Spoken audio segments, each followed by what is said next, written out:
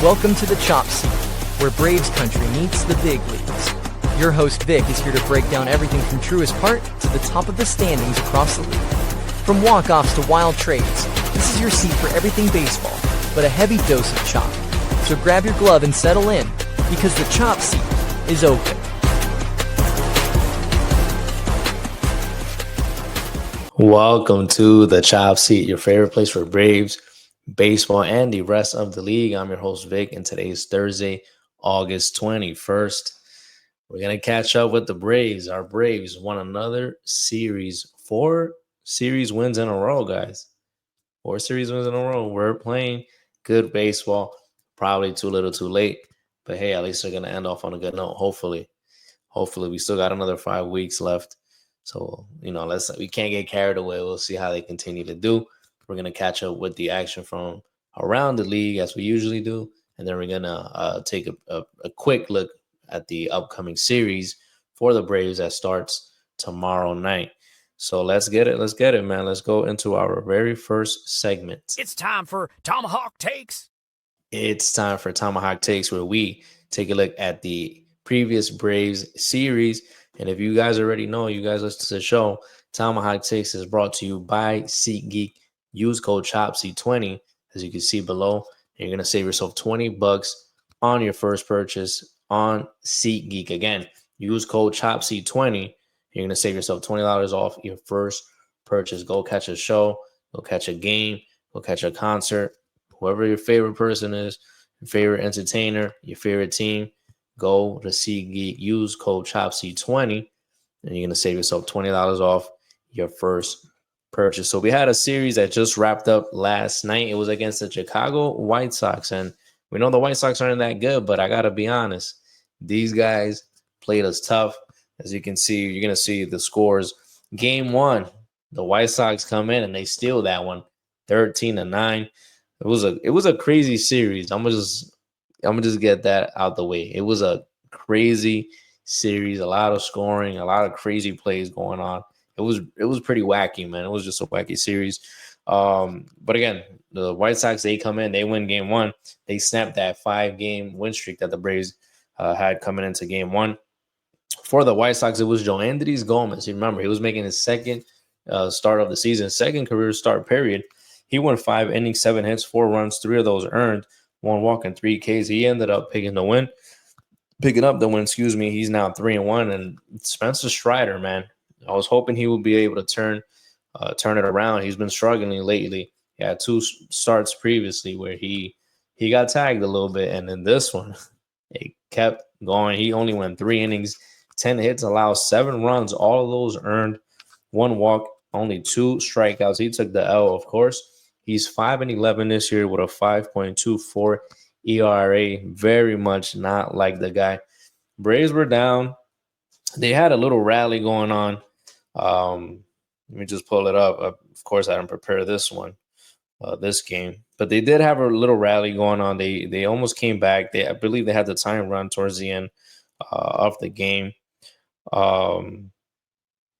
They just couldn't, so the White Sox were up 7-0 heading into the bottom of the 5th. The Braves scored 1 in that one, 7-1. White Sox, they scored another 3. That made it 10-1. The Braves end up scoring 4 in the bottom of the 6th. That made it 10-5. White Sox make it 11-5 in the top of the 8th. Braves score 4 in the bottom of the 8th. That made it 13-9.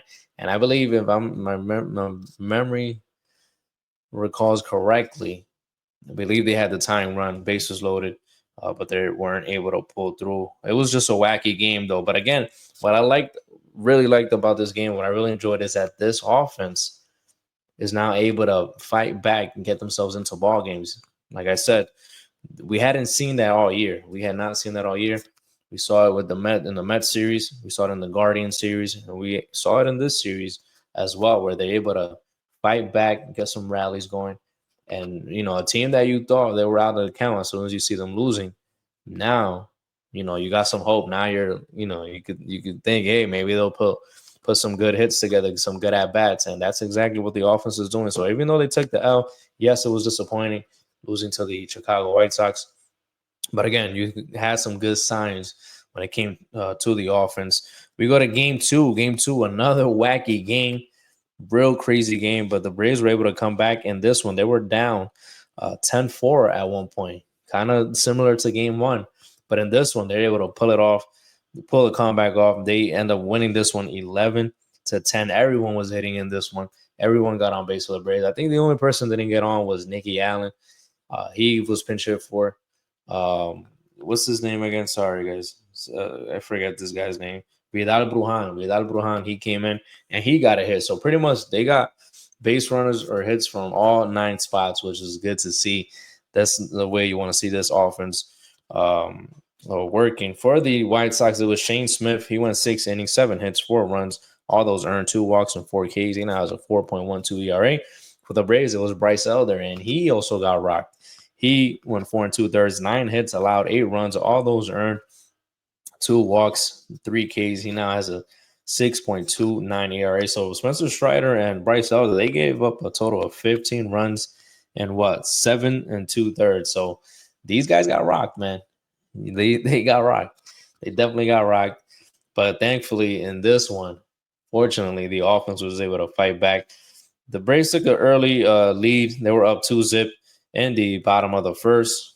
The White Sox, they come back in the top of the third, and they make it 3-2. Braves score 2 in the bottom of the fourth. That makes it 4-3. Then the White Sox end up scoring the 5 runs. That made it 8-4. Then they score 6. Then they score 2 in the 6th. That makes it 10-4. And that's what I'm saying. You thought these guys, you're like, man, that's a big lead. Down 6 runs. But the Braves are able to score 5 in the bottom of the 7th. And they're able to score 2 in the bottom of the 8th. That gives them the lead. Michael Harris, the second, he had a 2-run homer. That's number 16 of the season for him. Jerickson Profar, this guy's been cooking, bro. He hit another 2-run homer. That's number 10 of the season for him. Matt Olson, he went 4 for 5, 3 runs scored, and that's when Ronald Acuna 1 for 3 with 2 walks. He scored 2 runs. Ozzie Albies had a great game, 3 for 5. He had a double, 2 RBIs. So this is the way you want to see this offense going, man. You love to see it, bro, because you know this offense is capable of doing that. I keep saying it in every episode. I've been saying this since we've been losing 7 straight, twice in the season. I've been saying this for a minute. This offense is, you know what this offense is capable of doing. You know that they can score runs. We've seen it in previous years. It's pretty much the same personnel. A couple guys here and there that are new. And you know there's, for example, Nick Allen. You know Nick Allen's not going to be giving you some big hits, but he has his days where he gives you some clutch hits. But you're expecting way more on the defensive side of the diamond from him, for example. But anyways, good comeback victory. They start a new streak. It was great to see them come back. The bullpen, phenomenal. The bullpen goes 4 1/3 with 2 hits. Allowed only 2 runs allowed, 1 walk and 3 Ks, and those runs were given up by Connor Seabold. You're gonna hear about him a little bit later. He's the one that gave up the 2 runs. Everyone else is clean, man. Everyone else zeros, donuts when it comes to runs scored. Ding Dunning came in. Dylan Lee, he came in. He ended up getting the W in this one. That's the second one of the season. And then Raisel Iglesias came in. He got the save, number 20 of the season for him. I keep saying he's been looking great, man. I was a big advocate to get him traded and get something in return. But, hey, he's turned it around. And like last appearances, man, his last 4, 5, 6 appearances, this dude's been lights out. So, hey, maybe he's getting back into that form. But, again, he picks up save number 20. That's the way game 2 ended. Braves come back down 6 runs. They end up winning the game 11-10. I got to say, man, that the White Sox bullpen is crazy, but these guys get hit. White Sox get hit. That kid, Kyle Teo, that guy's going to be good, man. And they got some more guys that can bang with the best of them. So, pause. They got some guys that can hit. So, they're probably a few years away. They just need to work on that pitching. Anyways, game 3, the last game of the series last night, the Braves end up winning this one 1-0. A nice low-scoring affair after getting those 2 wild games to start the series. It was Martin Perez pitching for the White Sox. He went 5 1/3, 3 hits, 1 run. That was not earned. No walks, 5 Ks, He took the L in this one, 1-3 now in the season, 2.51 ERA. He did not pitch he did not pitch bad. He did not pitch bad at all. But for the Braves, this guy was phenomenal. I already told you guys, lock him into the rotation for 2026. I told you guys that for after his last start, because I remember he's seen enough. After this one, I'm pretty sure, I'm hoping you guys are saying the same thing. Hurston Waldrop, he goes 7 innings, 4 hits, no runs, 1 walk, 7 Ks. He picks up win number 4 of the season. He now has a 0.73 ERA. Phenomenal by the kid. Pierce Johnson came in. He was clean. Raisel Iglesias, another clean outing. He gets the save, number 21 of the season for him. And the only run came in the bottom of the 4th. Ozuna, he had a 1-out double. Michael Harris moves him over after grounding out. And then with 2 outs, I was going to say Ozzy Osbourne. That's crazy. My bad, Ozzy. Ozzy Albies, he grounds one to short, but he reaches on an error. Fielding error by the shortstop, Costa Montgomery. Ozuna scores on that one. Ozzy safe at first. Everyone's safe. That makes it 1-0. That was the only run of the ball game. Again, crazy to say after those 2 insane games to start the series between these 2 teams. But that's how the Braves win the ball game. They win the series. Again, making it their 4th straight series win. The guys are playing better baseball, and it's awesome to see. It's just sad that it's probably a little too late. But who knows? Baseball's crazy, and anything can happen. So we'll see. And they got a good series now where they can make up a little bit more ground coming up against the New York Mets. We're going to see some more about that when we get to the Braves forecast. News on the Braves side. The Braves ended up claiming Jake Fraley, outfielder from the Revs. They claimed him off of waivers.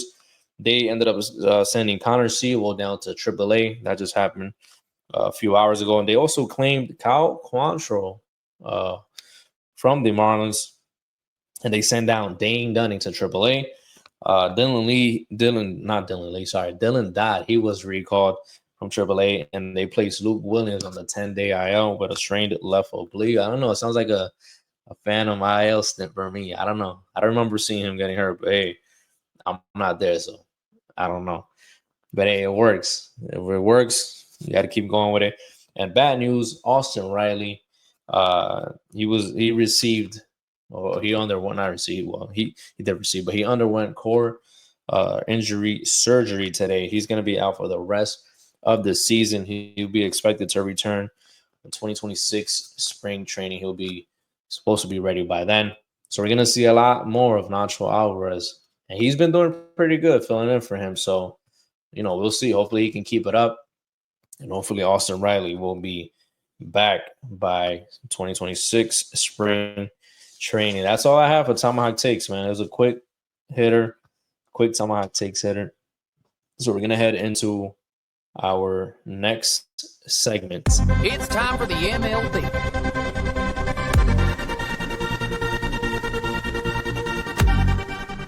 It's time for the MLB, where we catch up with the action from across the league. To start off, we had a 5-game series, another one. Man, how many 5-game series we're going to get this year?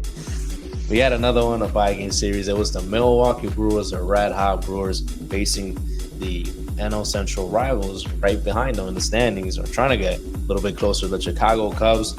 Game 1, the Brewers, they win this one 7-0. Freddie Peralta, he goes 6 scoreless innings to lead them to victory. They were supposed to have 2 games, doubleheader on Monday. That was rained out. So the doubleheader went on Tuesday. The Cubs end up sweeping the doubleheader. They win game 1 6-4, and then they win game 2 4-1. Owen Casey, the rookie for the Cubs, he had 4 RBIs in the 2 games. He hit his first career home run. And then yesterday, the Cubs win that's the 4th game. They win that one 4-3. And then the Brewers are able to win earlier today. They won that one 4-1. That's their 80th win of the season. Congrats to them for being the first team to 80 wins. But the Cubs are able to win 3 out of 5. They win the series against the red hot Milwaukee Brewers. Next, we go to Detroit Tigers hosting the Houston Astros. I told you guys to keep an eye on this one. The Tigers, they win shutout fashion, 10-0. They win game 1. They shut the Astros out again in game 2, 1-0. Walk-off win. It was a walk. Crazy. And that's like the least exciting way to walk off a game with a walk. I mean, I feel like it has to be the least exciting game, the least exciting way to walk it off, right?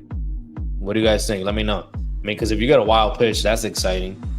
You gotta, dart it to home and win it like that. So, what else? Maybe a sac fly, maybe. But no, even if it's a close play, a walk is the most boring way, bro. I'm not gonna keep thinking about it. I'm going with my, what I'm thinking. It's legit the most boring way to win a game. If you think of something else that I can't think of right now, let me know in the comments. But this game was started by Hunter Brown for the Astros, going up against Tarek Skubal for the Detroit Tigers. Hunter Brown, he went 6 innings, no runs, 6 Ks, 5 hits allowed, 3 walks. Skubal, he went 7 innings, no runs, 10 Ks, 2 walks, only 3 hits allowed. It was one of those classic pitching duels. For our times at least. Not like back in the days, as I always say, you don't see guys really going 8, 9, even 10, 11. Dudes didn't care if the arms were falling off back in the day. But anyways, Astros, they get shut out again in game 2. And then game 3 last night, the Tigers, they end up winning this one 7-2, and they sweep the series against the Astros. Mariner fans must be real happy, right? We're going to see what happened with them shortly. But then we go to the Pittsburgh Pirates hosting the Toronto Blue Jays. Paul Skeens, he starts game 1. He gets 8 Ks in that one. He leads the Pirates to a 5-2 victory. Game 2, Max Scherzer, he goes 6 innings, 1 run allowed. He leads the Blue Jays to a 7-3 victory. But then the Pirates, they end up winning game 3 and they win the series. They win that one 2-1. They, again, take 2 out of 3 from the Blue Jays. The next series, we have the St. Louis Cardinals at the Miami Marlins. The Cardinals, they win game 1, 8-3. They snap a 5-game losing skid. They end up winning game 2 of the series, 7-4. But then the Marlins, they come back to avoid the sweep in the final game. They win 6-2. But St. Louis, they take 2 out of 3. Next, we go to the Seattle Mariners at the Philadelphia Phillies. If you're a Mariners fan, you're hoping that you saw your boys in Houston get swept. Maybe you can make up some ground, but that's not what happened because the Phillies, they bring out the brooms at home. They end up sweeping the Mariners. Trey Turner, he has his first home run of the season at Citizens Bank Park in game 1. Number 13 on the season for him. He also picks up his 1,005th. Sorry, I can't even say these numbers. His 1,500 career hit. And then Bryce Harper, he had 2 home runs in this game. They end up winning that first game 12-7. Game 2, the Phillies win this one 6-4. Kyle Schwarber hits home run number 44 of the season. J.T. moves to the game tied up 4-4. Bottom of the 8th, JT, he goes yard with a 2-run homer, 6-4 win for the Phillies. And then Kyle Schwarber again, he ends up hitting homer number 45 of the season. That's a 2-run shot. The Phillies end up winning this one 11-2, and they have 48 total hits in the series. These dudes are starting to mash. I mean, they've been mashing pretty much all year, but hey, 48 hits in a series in a 3-game set, you're definitely hitting the seams off of the baseball. Next, we go to the Baltimore Orioles at the Boston Red Sox, a rare 2-game set. I thought it was a 3-game set, but it was a 2-game set. The Orioles, they end up sweeping the 2-game set on the road. They won the first one 6-3, and then they won the second one 4-3 in 11 innings. Then you got the Texas Rangers at the Kansas City Royals for 4 games. The Royals, they win game 1 4-3. They win game 2 5-2. That was their 5th win in a row. Can't even speak again. Seth Lugo, he goes 6 1/3, 2 runs allowed. He leads the Royals to victory. Rangers, they come back and win game 3 6-3. And then to win the series, the Royals, they win the final game of the 4-game set 6-4. They take 3 out of 4. Next, we go to the Los Angeles Dodgers at the Colorado Rockies. The Rockies, they end up taking game 1 4-3. This was a 4-game set, by the way. The Dodgers, they end up winning game 2 11-4. Shohei Ohtani hits home run number 44 of the season. That tied him up with Kyle Schwarber. Rockies, they come back. They win 8-3 in the 3rd game. Ohtani, he was tagged for 5 runs. Ohtani-san, what happened there, my guy? Anyways, this game was in progress while I was prepping for this episode, but it ended up coming to an end. The Dodgers, they win the last game of the series. They win this one 9-5. So it was a 4-game. It was a split, 2 wins from each side. Sorry, I got distracted. This microphone's dying. I gotta hurry up. Anyways, they split that series. Cincinnati Reds at the LA Angels. The Reds, they win game 1, 4-1. Hunter Green, 12 Ks, 3 runs allowed in 6 in the third in game 2. He leads the Reds to a 6-4 victory. But then the Angels, they come back and win game 3, 2-1. But the Reds take this series, trying to stay close to the New York Mets. We're going to see where they are at in the wild card standings. Next, we go to Cleveland at the Arizona Diamondbacks. The Diamondbacks, they lose the first game 3-1. They win the second one, though, 6-5. They walk it off in the 10th inning in game 3 to win that game and the series. They won that one 3-2. Next, we go to the San Francisco Giants at the San Diego Padres, a 4-game set. The Giants, they win game 1, 4-3. Nick Pivetta, he's now 13-4 with 10 Ks in this second game of the series. He went 6 innings. He leads the Padres to a victory, 5-1 victory in this one. Padres win the next one, 8-1. Crazy robbery, home run robbery by Fernando Tatis Jr. Make sure you keep an eye on that one. And then the final game just finished. 8-4 win by the Padres. They win the series 3 out of 4 games. The New York Mets at the Washington Nationals. The Mets, they win game 1, 8-4. David Peterson, Eagles, 8 innings, 10 Ks. Juan Soto, Eagles yard, number 31 of the season for him. But the Nationals, they bounce back. They win game 2, a close one, 5-4. And they actually just finished this one off. They win 9-3, the final game of the series. They end up winning the series against the Mets. Not a good look for our friends in Queens.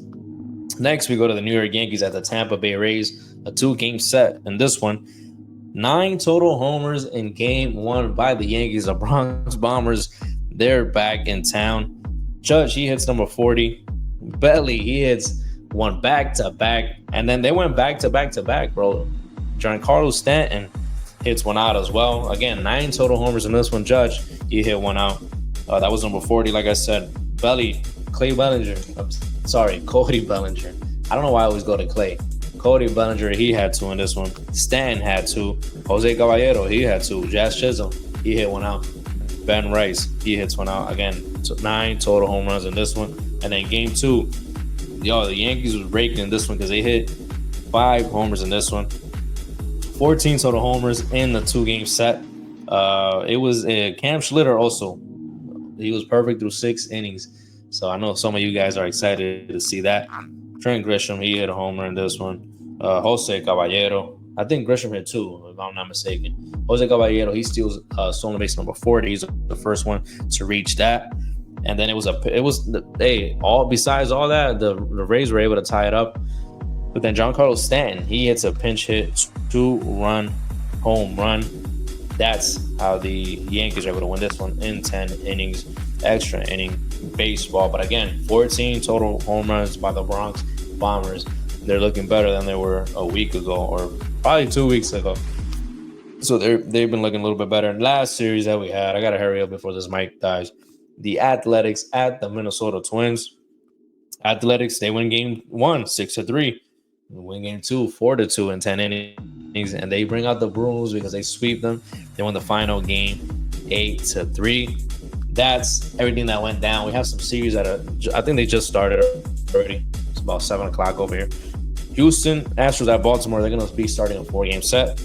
Keep an eye on this one. The Boston Red Sox at the New York Yankees. A classic rivalry. You already know. I don't got to explain it. These two teams are very close in the standings, trying to stay in the wild card race. They're playing 4 games, and then you got St. Louis Cardinals at Tampa Bay. They're starting off a 4-game set tonight. As the rest of the series, you got the Colorado Rockies at the Pittsburgh Pirates, Washington Nationals at the Philadelphia Phillies. You have the Kansas City Royals at the Detroit Tigers, Toronto Blue Jays at the Miami Marlins. You got the New York Mets at the Braves. We're going to talk about that shortly. We got the Minnesota Twins at the Chicago White Sox. Keep an eye on this one. The Cleveland Guardians at the Texas Rangers. 2 teams in the wild card hunt. San Francisco Giants at the Milwaukee Brewers.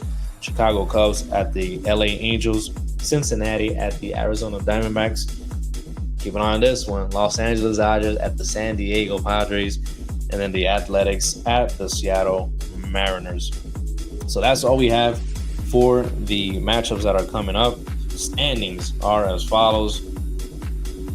You got the Milwaukee Brewers in first place at the NL Central, 80-48. Chicago Cubs, 73-55. They're 7 games back.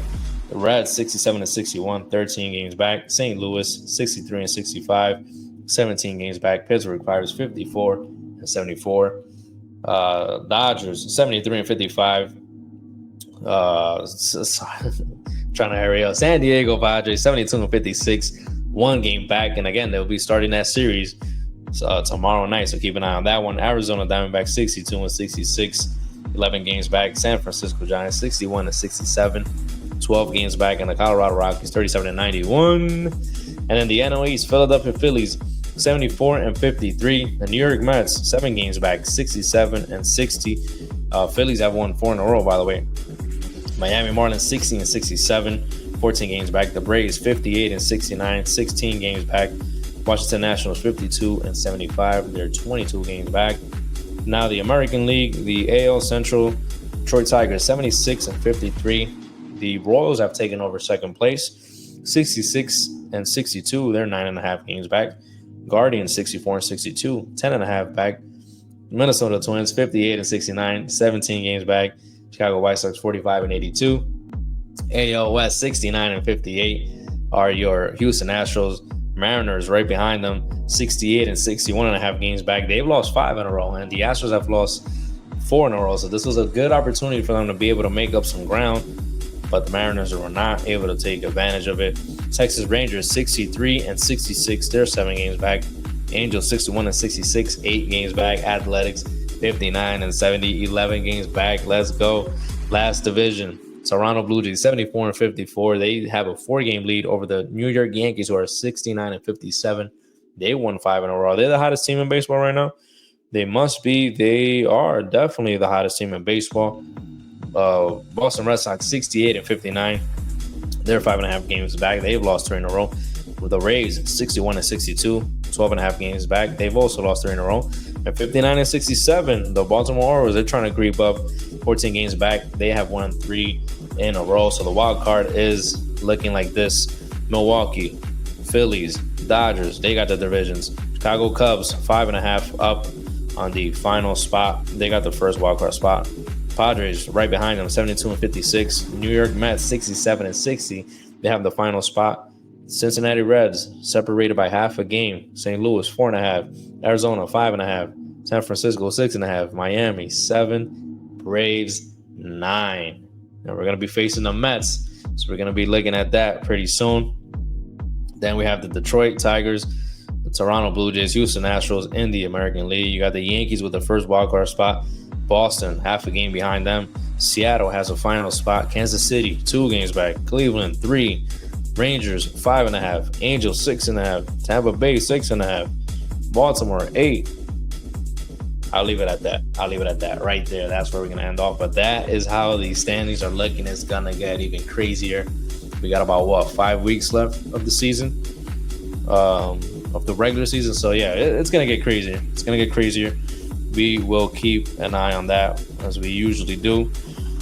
Let's talk about, the Pirates. They called up right-handed pitcher Bubba Chandler. He's MLB Pipeline's top pitching prospect, so it's going to be exciting to keep an eye on him. The Red Sox, they call up the password. Yo, such a funny nickname. The password. Justinson Garcia, bro. I can't even say that, bro. That's crazy. But the kid's been raking in the minors, so it's going to be exciting to keep an eye on him. He'll be making his debut in Yankee Stadium. And then the last and final thing I've been seeing around expansion and realignment. Let's talk about that a little bit. Let's talk about that, because some people have been asking me, what do I think about that? I really don't care, bro. I really don't care. Because this is one thing I realized. No matter what we think, MLB is going to do what they're going to do. We seen it with the, again, I've said it before. We seen it with adding the wild cards. That was in 95. I wasn't wasn't into the game heavy like that. I was freaking 3 years old. But they ended up doing the wild card. A lot of people, a lot of peers were not with it. It made it more exciting.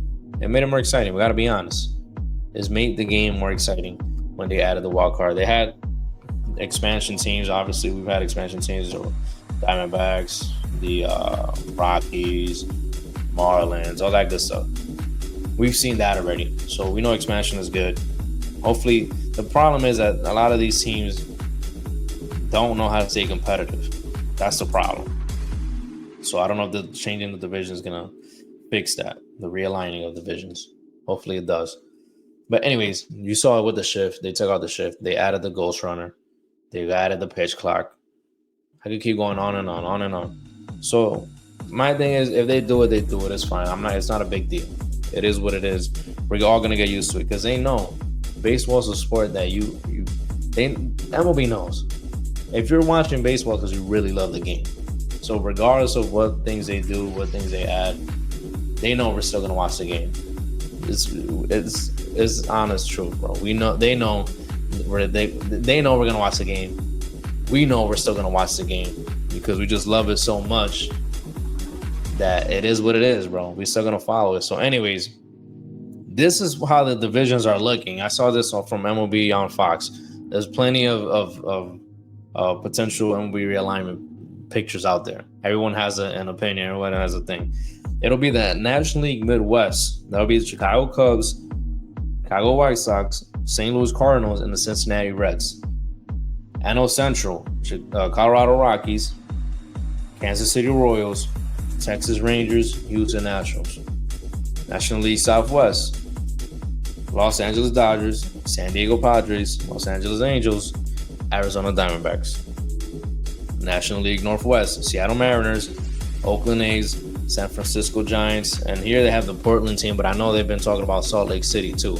They're going between the both cities, so we got to keep an eye on that. The American League Northeast, New York Yankees, York Mets, Boston Red Sox, Philadelphia Phillies. That division is insane, bro. That would be insane.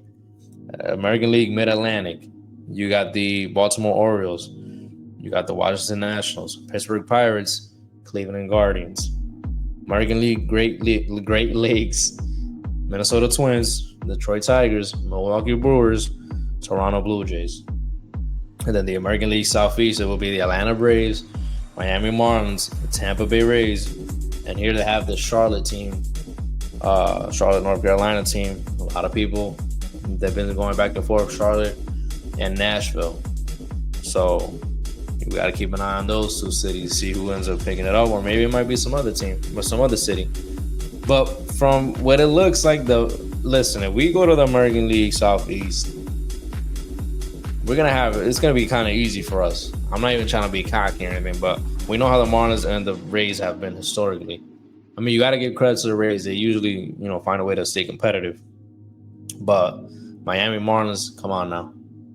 Maybe this, motivates them to start spending. Hopefully the fans can show some support after the realignment. But and then it all depends on the expansion team. It depends how good of a draft they're able to have and how they go moving forward.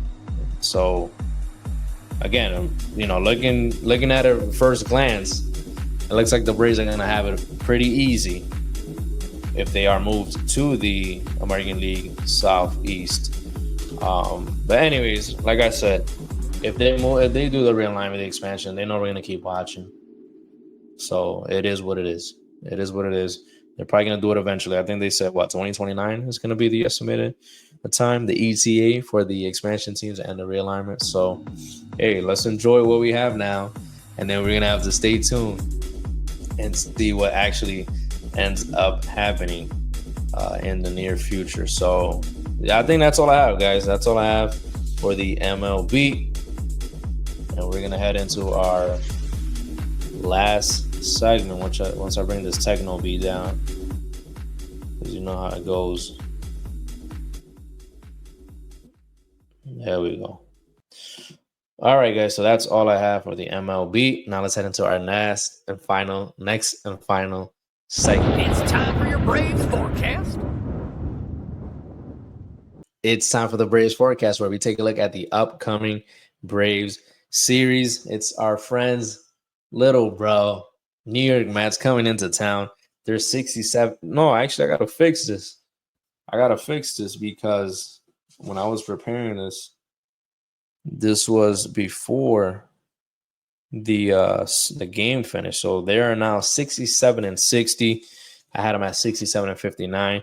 They have now lost 7 of their last 10 games. The Braves are coming into this one 58 and 69. They have won 8 of their last 10, playing way better baseball.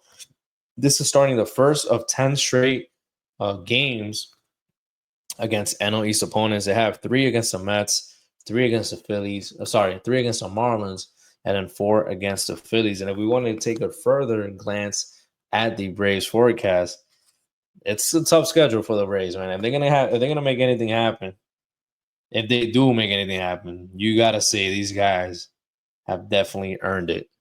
You gotta give them credit if they do miraculously end up getting into the playoffs some way, somehow. They got the Cubs for 3 after that. You got the Mariners for 3. You got the Cubs again for 3. Astros for 3. This is legit where it lightens up a little bit, if you want to say that. You got the Nationals for 4. You know the Nationals play us tough. You got the Tigers for 3. You got the Nationals again for 3. And then you got the Pirates for 3. So maybe those last 6 games aren't as bad. But after that, it's pretty tough. It's a pretty tough schedule. Pretty much everyone in there is it's a playoff contender, except for the Nationals and the Pirates, like I said. So it's going to be tough. It's going to be tough. But anyways, that's looking way further ahead into the Braves forecast. Game 1 tomorrow night. It's going to be Noah McLean, the rookie for the Mets. He was phenomenal in his first career start. He's 1-0. That start, he went 5 1/3, 8 strikeouts. So pretty good to see from him, especially the Mets. They do desperately need some fresh arms, and it looks like that's what they found with McLean. Joey Wentz, he's going to be going for the Braves. He's 4-3 with a 4.72 ERA. It's going to be Clay Holmes in Game 2 for the Mets. He's 10-6 with a 3.64 ERA, going up against the newly acquired Kyle Quantrill. He's 4-10 with a 5.50 ERA. He'll be making his first career start for the Braves. And then Game 3, it'll be David Peterson. He's been cooking this year, 8-5 with a 3.18 ERA. He's going up against Bryce Jekyll and Hyde Elder. He's 5-9 with a 6.29 ERA. Listen, if the Braves can somehow sweep this one, I gotta fix this too, because they were 9.5 back. Now they're 9 games back. If the Braves are able to sweep this one some way, somehow, they're gonna be 6 games back from the Mets. 6 games back from the Mets with 5 weeks left to be played. So it'll get interesting if that's what happens. It'll be interesting. It'll get interesting if that's what happens. But again, you got too many teams to jump over. You got the Reds. You got the Giants. You got the Padres. You got too many teams, man. The Cardinals. Way too many teams. I keep saying it. But even if the Braves win 2 out of 3, they'll be 7 games back. That's not that bad either. That's not that bad. So we'll see if they can play spoiler again and keep it up. And remember, the Braves they have already won the season series. They cemented that last time out in Queens at Citi Field. And, this would add some salt to the wound, especially that we know the Mets have not been playing good baseball. Like I said, they just dropped that series that they should have won against the Nationals. So, again, we'll see if we can continue to play spoiler. And, hey, maybe we can get ourselves into the playoff picture for real. So we'll see. Hopefully it's a sweep. It's going to be tough, though. It's going to be tough. But again, hey, the Mets, they can't play good at Truist Park. They're not good at Truist Park. They're not good against the Braves, period, but they're not good at Truist Park. So we'll see how that ends up going. And I'm really curious to see how Kyle Quantrill does in his first career start for the Braves. Pretty much what they're trying to do is have the starters go deep into ball games, save that bullpen, don't tax the bullpen as much. You can see that that's what the strategy is. Obviously, right now, just try and survive, get the starters deep into bullpens, and then don't tax. Let the starters get deep into ball games and not tax the bullpen guys as much. So again, we'll keep an eye on this series. That'll be starting tomorrow night. Pretty sure it's a 7:10, 7:15 p.m. Eastern start time. So again, we'll keep an eye on that. We'll come back and see how everything goes down on Monday. Hope you guys have a great weekend. Thank you guys for tuning in. We will see you next week.